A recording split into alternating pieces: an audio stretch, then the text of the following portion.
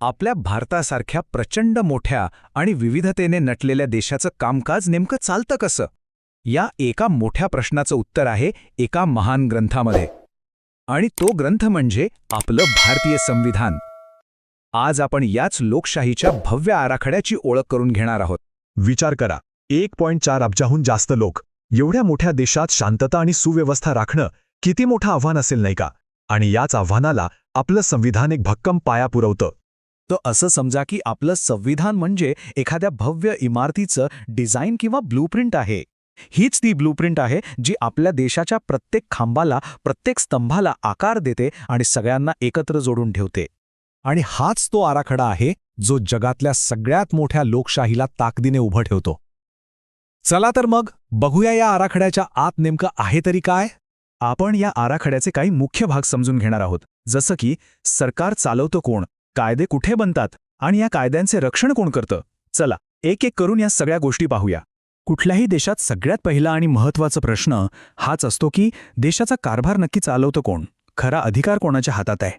चला याच प्रश्नाचं उत्तर शोधूया. आपल्या संविधानाच्या कलम 52 नुसार राष्ट्रपती हे देशाचे सर्वोच्च पद आहे. ते देशाचे प्रमुख आहेत, पण लक्षात घ्या ते केवळ नाममात्र म्हणजे फॉर्मल हेड आहेत. मग खरी सत्ता कोणाकडे आहे?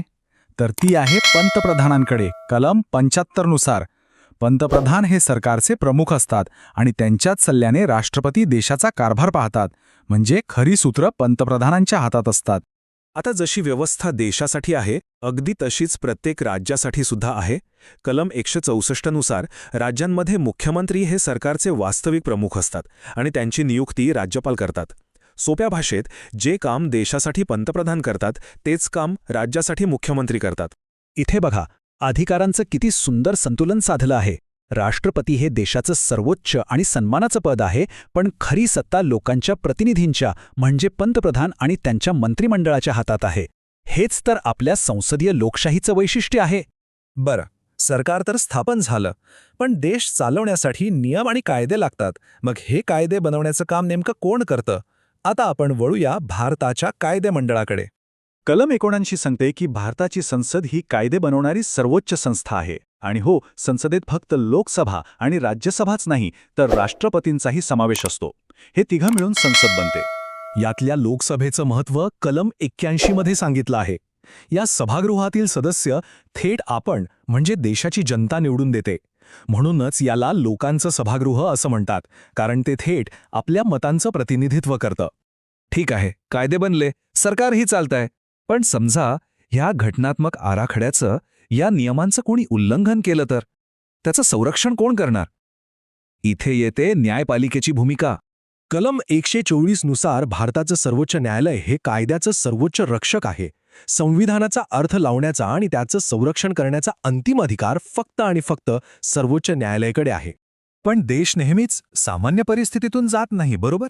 कधी युद्ध, कधी बाहेरून आक्रमण किंवा कधी अंतर्गत अशांतता. अशा असामान्य परिस्थितींसाठी आपल्या संविधानात काही खास तरतुदी आहेत. संविधानात मुख्यत्वे 2 प्रकारच्या आणीबाणी सांगितल्या आहेत. एक आहे कलम 352 नुसार राष्ट्रीय आणीबाणी, जी युद्ध किंवा बाह्य आक्रमणाच्या वेळी संपूर्ण देशात लागू होते.